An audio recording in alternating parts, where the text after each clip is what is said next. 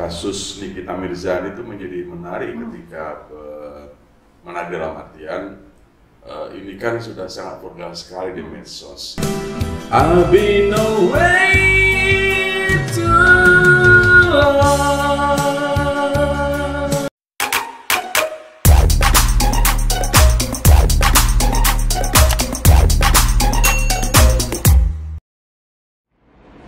Assalamualaikum warahmatullahi wabarakatuh. Waalaikumsalam. Bersama kita di sini LPPM Universitas Muhammadiyah Jakarta. Salam berkemajuan. Alhamdulillahirabbil alamin. Kali ini kita bersua kembali dalam acara Professor and Friends. Hari ini kita akan mengadakan wawancara dan sharing and caring bersama Profesor Agus Radika, bersama saya Lucy Andriani, dan juga saya Dewi Nugramati sebagai Ketua LPPM, dan juga Profesor Efren hari ini menghadirkan profesor yang sebenarnya. Ya Prof Agus ya, kita menghadirkan profesor yang sebenarnya. Ini Mbak Lucy ya, ini menarik nih dari Profesor Agus nih ya. Penelitiannya waktu disertasi ya Prof ya. Sebelum profesor. Nah, sebelum profesor adalah profil dan peta masalah wanita pekerja malam. Wow. Berarti sesuai dengan tema kali ini ya Bu? Iya, tema kali ini penelitiannya itu dilakukan tahun 2005. Nah, tetapi semoga menjadikan tema hari ini menjadi menarik buat kita, dan kita akan kulik dari sisi akademis dan praktis. Silakan Bu Lucy. Iya, tema kali ini kita akan mengambil kajian tentang porno aksi dalam perspektif pendidikan. Tepuk tangan kita semuanya, dan kita akan mengulik dan bertanya-tanya lebih jauh kepada Profesor Agus Radika berkaitan dengan apa sih sebenarnya dimaksud dengan porno aksi, kemudian dalam perspektif pendidikan itu bagaimana. Silakan Prof. Iya, porno aksi itu adalah aksi yang ditunjukkan oleh siapa saja yang masuk di ranah sensitif dari sisi seksualitas. Dan sekarang itu di media sosial itu luar biasa. Porno aksi itu ditampilkan dengan sangat vulgar, dan betapa ini menjadi persoalan serius ketika dihadapkan pada cita-cita masa depan Indonesia yang menyiapkan anak-anak kita memiliki kecerdasan dalam kehidupan. Nah, medsos itu mengkapitalisasi bahkan porno aksi ini untuk kepentingan tertentu. Kasus Nikita Mirzani itu menjadi menarik ketika menarik dalam artian ini kan sudah sangat vulgar sekali di medsos ya. Dan bagi saya dari perspektif pendidikan ini adalah wajah buram dari hidden kurikulum pendidikan kita. Hidden kurikulum itu adalah apa saja yang terjadi di luar kelas yang mempengaruhi persepsi peserta didik kita. Di sekolah anak-anak belajar mengenai kebaikan, tentang aura, tentang hijab, tapi begitu dia masuk ke ruang medsos, itu luas sekali gangguan kurikulum tersembunyi itu. Itu yang saya kira patut menjadi perhatian kita. Berarti ini juga menjadi tantangan tersendiri ya bagi Bapak dan Ibu yang ada di rumah ya Prof? Betul, jadi Bapak Ibu dan juga Bapak Ibu guru. Ya. Karena pendidikan itu kan memerlukan apa yang disebut dengan keteladanan. Gitu ya. Jadi keteladanan dan contoh yang hidup di masyarakat tentang pesan-pesan kebaikan yang diajarkan. Kalau di kelas diajarkan mengenai kebaikan, yang di luar dia lihat keburukan. Susah bagi anak untuk mengatakan kemudian, oh Bapak Ibu guru saya benar atau tidak ya. Ternyata di lapangan itu terjadi peristiwa yang sama sekali berbeda dengan apa yang diajarkan di kelas. Terus gimana nih Pak? Ya. Kalau sekarang fenomena yang sekarang sudah belajarnya sudah online. Padahal semua orang harus membuka, anak-anak kita harus membuka lewat laptopnya, kemudian ada lewat ininya. Apa yang saya kira disinilah diperlukannya kehadiran negara. Negara yang memiliki kewenangan untuk mengatur alur dan konten informasi. Jadi ketika di media sosial ada porno aksi, pornografi yang muncul dan itu berseliweran secara snowball, maka aparat keamanan sebagai wakil negara itu bisa kemudian segera melakukan tindakan hukum. Kalau itu dibiarkan, maka akan terjadi pembiaran di masyarakat seolah itu hal yang sangat biasa. Dan orang akan mengulang karena apa? Karena tidak ada hukuman bagi mereka yang mungkin menyebarkan kontennya atau juga memproduksi konten itu. Jadi saya kira cyber law yang menarik untuk diperhatikan dan negara harus hadir di sini. Tidak bisa diserahkan pada lembaga-lembaga sekolah saja atau pada bapak ibu guru, pada bapak ibu anak yang bersangkutan. Tapi negara harus hadir memberikan jaminan bahwa konten yang berkembang di media sosial itu adalah konten-konten yang betul-betul mendukung tercapainya tujuan negara yang betul-betul akan mencerdaskan. Nah, sayangnya itu saya kira tidak terjadi ya. Negara kita malah disibukkan dengan urusan-urusan yang remeh-temeh, dari diskursus politiknya panjang lah. Hari ini kan kita sedang berbicara mengenai hidden curriculum ya. Bapak Ibu pemirsa sekalian, alhamdulillah kita bersama dengan Profesor Agus Suradika yang merupakan tokoh pendidikan di teknologi pendidikan dari Fakultas Ilmu Pendidikan Universitas Muhammadiyah Jakarta. Jangan lupa apabila Anda ingin menjadi pendidik yang baik, silakan untuk mensubscribe daripada LPPM UMJ dan juga Fakultas Ilmu Pendidikan Sarjana MU. Iya. Prof, ada yang menarik nih Prof. Kalau itu media sosial belum ada intervensi atau kehadiran negara, bagaimana nih Prof? Kiat-kiat orang tua supaya terbangun resiliensi, ketahanan diri dari orang tua dan juga anak di rumah. Nah, inilah pentingnya memang pandangan bahwa keluarga itu adalah lembaga pendidikan pertama dan utama. Orang tua menjadi kepala sekolah yang menyusun dan mengawasi pelaksanaan kurikulum yang dibangun oleh orang tua sendiri. Saya sering mengibaratkan bahwa kalau sekolah itu adalah keluarga sebagai lembaga pendidikan pertama, maka kepala sekolah itu adalah ayah. Dan ibu itu yang kemudian menggerakkan jantung kurikulum di keluarga itu untuk mengarahkan semua pada kebaikan. Nah, disinilah pentingnya memang peran keluarga. Kita harus mengembalikan peran keluarga sebagai lembaga pendidikan utama dan pertama. Dan sekarang di masa pandemi ini terasa sekali, terasa sekali apa yang disebut dengan baiti jannati, rumahku adalah surgaku. Jadi ketika anak bercengkrama di rumah, anak mulai melakukan interaksi yang lebih intensif, ada keluarga yang siap dan ada juga keluarga yang tidak siap.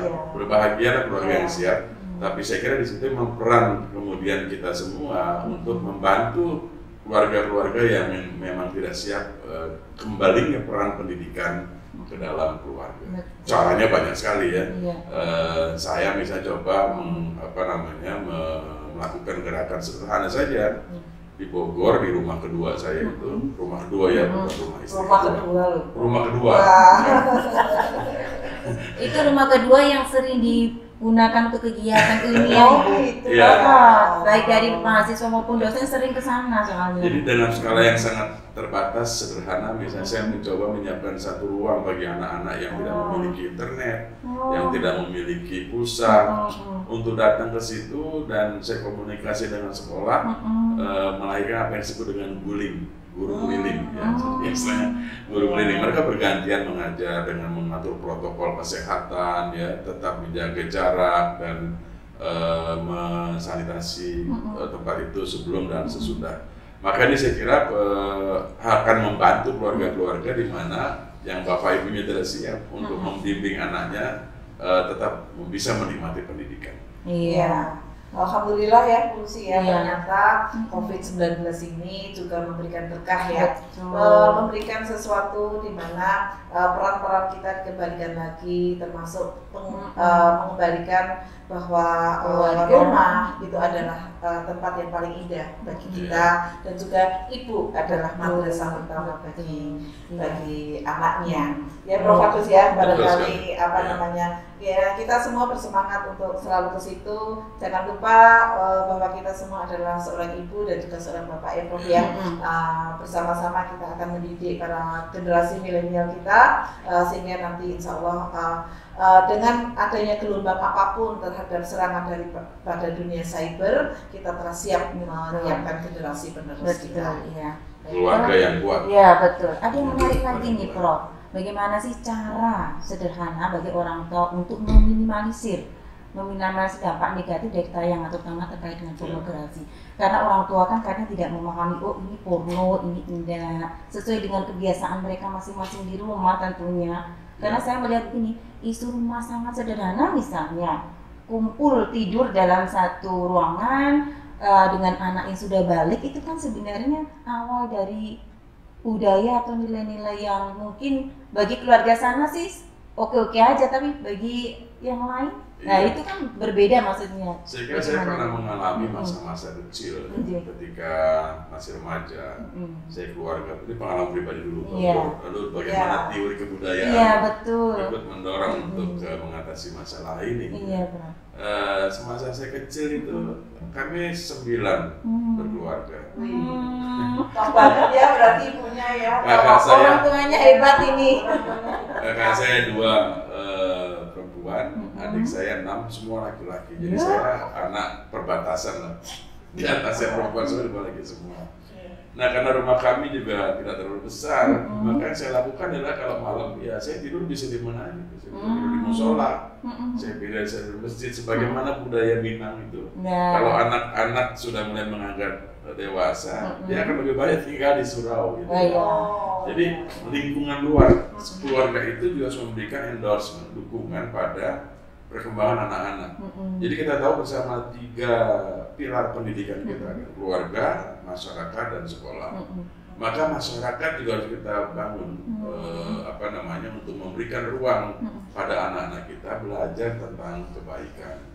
Ya kita beruntung pada masa-masa lalu ya, karena di situ masih ada masjid yang terbuka, masih ada musola yang terbuka. Sekarang ini memang anak-anak kita dihadapkan pada persoalan yang sulit. Orang curiga kalau bermalam tidur di masjid dianggapnya radikal, gitu kan? Jadi saya kira ini memang tidak bisa sendirian. Negara dalam artian yang luas itu harus bahu-membahu memahami kerumitan-kerumitan yang dihadapi oleh keluarga. Perspektifnya sangat luas, tapi saya kira selama tokoh-tokoh masyarakat yang ada di kampung itu betul-betul kampung, desa, dan kota tentu saja ya, itu bisa mengayomi lingkungannya, maka apa yang disebut dengan disebut azan sebagai support lingkungan untuk membentuk perilaku yang positif itu akan bisa lebih mudah dicapai. Jadi secara sosiologis ya, lingkungan melalui RT, RW, pengurus musola, pengurus masjid, karang taruna, ini harus bahu-membahu. Ini kayak sosial. Ini mungkin kesejahteraan sosialnya yang kemudian bahu-membahu menyiapkan anak-anak di kampung kita untuk bisa menambah kehidupannya. Saya terus ketika remaja misalnya ada anak-anak yang tidak memiliki waktu untuk belajar di rumah, saya kumpulkan di musola. Kumpul di musola, remaja-remaja yang sudah agak dewasa ngajari anak-anaknya sambil bernyanyi gembira, sehingga terasa betul bahwa di situ orang tua dari anak-anak adalah ada orang tua sosiologis, juga ada tentu orang tua biologisnya. Orang tua sosiologis itu sangat penting di dalam kaitannya dengan menyiapkan anak-anak, mencegah juga mereka dari perbuatan tergerus pada nilai-nilai keburukan karena banyak pornografi dan pornografi itu. Memang kita harus sangat mendampingi ya putra-putri kita untuk bisa menjalani hidup, apalagi di zaman milenial nanti, tidak lagi ruangan seperti ini, tetapi menjadi ruangannya begitu luas, begitu global ya. Nah, semoga kita bisa melakukannya dengan baik. Iya, Prof. terkait dengan pornografi, porno aksi, kemudian dikaitkan dengan perspektif pendidikan, kira-kira apa yang perlu disiapkan selain orang tua, lingkungan, juga yang paling penting itu apa? Ya, yang paling penting adalah memang peran sekolah. Ya. Sekolah, keluarga itu sekarang dua aktor penting, dua lembaga penting yang harus bisa membentengi anak-anak kita. Juga lembaga-lembaga kemasyarakatan, keagamaan, masjid, musola, gitu ya. Ini fundament penting agama itu menjadi hal yang sangat esensial. Ya. Jadi kalau anak-anak kita sudah disiapkan dengan pendidikan agama, dia akan bisa menyaring sendiri. Ya. Saya mengambil contoh dalam keluarga kecil saya punya anak 3. Ya. Mereka bebas menggunakan internet, tapi fundament agamanya sudah kita patok bahwa ini yang konten yang boleh, ini tidak boleh. Ketika ketahuan dia masuk ke ranah yang tidak boleh, ya kan saya akan ambil handphonenya, tidak akan saya berikan pulsa, dan silakan dia menderita sementara dulu, menerima hukuman dari orang tuanya. Tapi alhamdulillah perjanjian itu dia tepati terus. Ya. Sekarang kita bisa mengontrol mudah kok. Ya. Anak kita jauh dimanapun kita bisa pakai V-call. Ya. Kita V-call, coba tampakkan wajahmu dulu dalam yang skala yang sebelum ada V-call ya 3G itu saya di rumah pasang CCTV, saya sibuk, istri saya sibuk, maka CCTV itu kemudian dia harus nongol menghadapkan wajahnya bahwa dia sedang melakukan hal positif. Nah sekarang sudah ada video call, semua punya itu. Connecting dengan handphone orang tua juga bisa. Iya, jadi langsung. Ya anak saya sekarang di luar, dia sekolah di luar ya di Spanyol, kita perlu komunikasi. Mana sedang apa gitu ya, jadi terkontrol. Dan di situ rasa hadir keluarga tadi ya. Nah, tapi fundament agama itu memang harus dibangun dari awal. Pilihan mengenai sekolah, semua anak saya SD-nya di Muhammadiyah. Kenapa? Karena fundament agama saya yakin di Muhammadiyah itu kuat dan dijamin lulus dari SD Muhammadiyah bisa ngaji. Jadi dengan begitu kita menyiapkan mereka memiliki filter lebih awal terhadap hal-hal yang tidak baik. Kedepannya wallahu alam, yang jelas sebagai orang tua, sebagai masyarakat kita harus menyiapkan, tapi hasilnya kan bisa aja menjadi hal yang berbalik juga ya. Dan tentu saja perlunya doa orang tua. Jadi pendekatan keagamaan, pendekatan agama, fundament agama juga menjadi sangat penting dalam menyiapkan anak-anak kita semua. Mbak Lucy yang Prof Agus ini juga bagian dari BPH loh, Universitas Muhammadiyah Jakarta ya. Prof ya, kita ingin kulik nih Prof. Kira-kira arah daripada Universitas Muhammadiyah Jakarta ke depan itu seperti apa? Karena kita kan memang membutuhkan. Sekarang orang seperti itu, tapi akhirnya moga-moga Universitas Muhammadiyah punya arah ya Prof ya ke sana. Silakan Prof. Kan misi kita jelas ya, unggul dalam intek, kokoh dalam intak. Menjadi proses yang maju, modern dan islami. Saya kira fundament agama di sini menjadi penting tadi. Ilmu pengetahuannya silakan dikembangkan sedemikian rupa, tapi fundament keimanan itu yang kemudian bisa membuat kita menjadi lebih tenang. Kan Profesor Mukti Ali mengatakan, saya selalu mengutip ini, saya sangat terpengaruh pada pikiran Prof. Mukti Ali ya. Dengan ilmu hidup ini jadi mudah, dengan seni hidup ini jadi indah, dan dengan agama hidup ini jadi terarah. Maka kita kasih terima kasih dong. Tiga hal itu kata-kata yang sangat bijak dari Prof. Mukti Ali. Sebetulnya juga Albert Einstein mengatakan gitu ya. Reason without science is blind. Agama tanpa ilmu itu kelam, ilmu tanpa agama lumpuh. Sudah pengembangan dari itu ya memang fundament agama, baik para saintis sekuler maupun saintis Islami itu memandang bahwa agama itu sangat penting dalam kaitannya dengan menciptakan kebahagiaan kita. Nah, UMJ kita ini kita berharap selain saintifiknya kuat, ya, dia memiliki kemampuan analisis akal sehat untuk menganalisis berbagai persoalan, tapi semua itu didasarkan pada fundament keyakinan agama bahwa Allah itu sumber kebenaran, dan dengan begitu maka dia akan berusaha untuk mencari kebenaran sebagaimana yang diperintahkan oleh Allah Subhanahu wa Ta'ala. Itu sebenarnya cita-cita ideal UMJ kita ya, yang saya kira kita semua harus mewujudkan itu ya, betul, diwujudkan bersama. Iya Bu Lucy. Menarik ini Bu, makin siang kita semakin lama yang pengen ngobrolnya tentang tema ini ya. Iya, bagaimana juga kiprah Muhammadiyah ya di dalam proses untuk membangun peradaban yang lebih baik. Nah, gitu. Nah, kalau Muhammadiyah itu tegas sekali ya, 108 tahun. Zaman kolonial kita eksis, zaman Orde Lama perjuangan kita eksis, Orde Lama kita eksis, Orde Baru eksis, reformasi bahkan menjadi aktor penting, dan sekarang kita masih eksis. Kenapa? Itu tidak ada karena keikhlasan para pejuang-pejuang Muhammadiyah, penggerak Muhammadiyah. Kalau nggak ada keikhlasan, nah Muhammadiyah punya prinsip pada kekuasaan itu tidak pernah membungkuk-bungkuk, tapi juga tidak pernah membusukkan dada. Itu menjadi istilah Prof. Amin Rais yang saya juga sangat berpengalaman pada itu. Jadi kalau kita mimpin Muhammadiyah itu kita nggak boleh bungkuk-bungkuk pada kekuasaan gitu ya.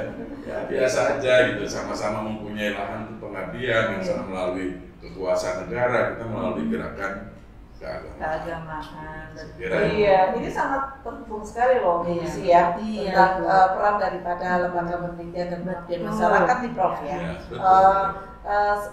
Pemirsa sekalian, Prof Agus juga merupakan ketua lembaga penelitian pengabdian masyarakat ya. Iya, pada dia kapan? Iya, tahun itu. Nah, jadi kita sangat mewarnai daripada penelitian dan pengabdian masyarakat daripada para peneliti kita ya, Universitas Muhammadiyah Jakarta. Jadi janganlah bidang ilmu hanya menjadi menara gading, tetapi juga bagaimana memudayakan dan juga mendiseminasikan ke masyarakat, termasuk menerapkan pada keluarga kita sendiri. Iya. Ya. Iya. Ada yang lagi Ibu ini didiskusikan, sudah banyak sih yang mau saya tanyakan itu. Wah, Bu Lucy ternyata udah menyiapkan padahal pinteran Bu Lucy dari saya loh, Bapak. Ini masih friends ini, masih friends. Profesor kan bukan saya friendsnya ini, Prof. Semoga juga cepat menjadi profesor. Ya, saya doakan semua. Bu Yuni juga kapan kan udah tinggal. Iya, bismillah. Supaya nanti kalau jadi profesor benar-benar jadi profesor yang mumpuni ya. Sikap dan pikirannya sudah profesor ya. Sikap, pikiran, langkah itu Bu Yuni dan Bu Lucy itu sudah profesor. Iya.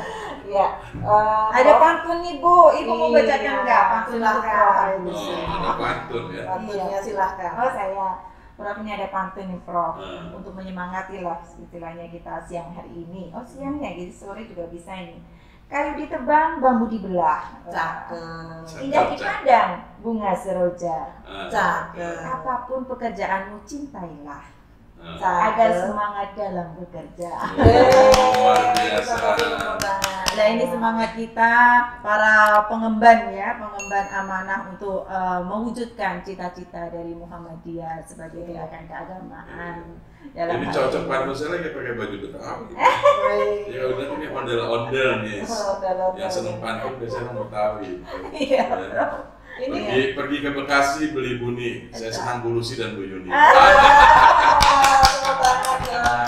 Alhamdulillah. Semoga pengabdian kita di Muhammadiyah dan juga di Universitas Muhammadiyah juga selalu diberikan keikhlasan ya untuk para pemirsa semuanya pada hari ini. Satu lagi nih Prof, Prof orang Betawi nih, tapi tak tanyain tentang orang Jawa ini. Kalau orang Jawa itu ada pepatah ini Prof, kalau orang tua itu tega lorone, ora tega patine.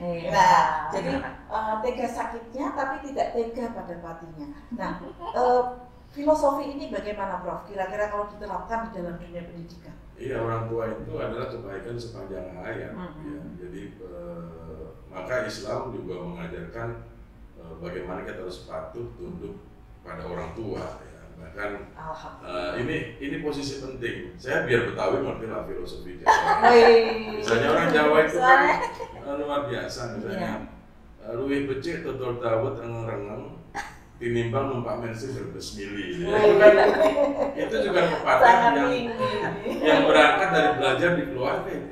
Ya orang tua kita selalu mengajarkan bagaimana lebih bagus kita jualan cendol tapi masih bisa bernyanyi daripada numpak Mercy berbes mili. Tapi saya ganti. Ini ya Allah, Prof, sesuai dengan hobinya ya Prof. Ya, punya Gus Plus. Ya itu. Ini top banget deh, apa namanya? Nah, cuma pepatah itu sudah saya ganti, luwih becik numpak Mercy uro-uro. Jadi ada Jawa dan Betawinya ini ura-ura. Ura-ura tahu tuh Mbak Lucy? Iya. Iya, sambil menyanyi. Iya. Dengan menyanyi hati kita senang ya Prof ya. Nah, semoga juga menjadi di masa pandemi ini kita tetap bertahan supaya tetap happy sehingga imunitas tubuh kita naik ya Prof ya. Alhamdulillahirabbil alamin. Hari ini kita berbincang-bincang dengan Profesor bidang pendidikan ya Prof ya.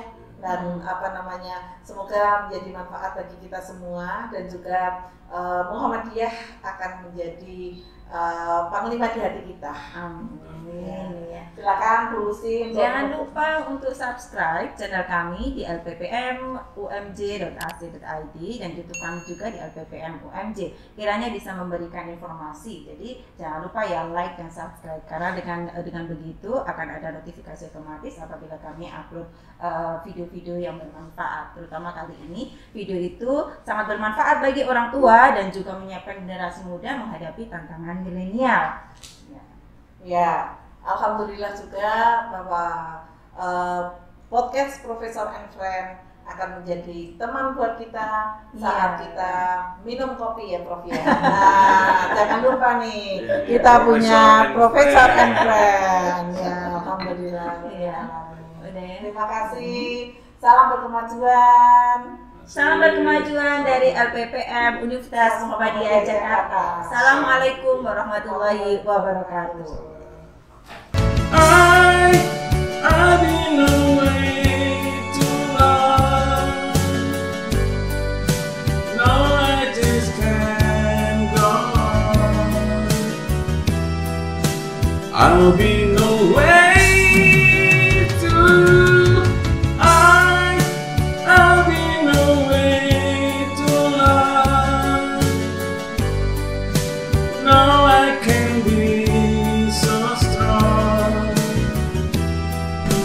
I'll be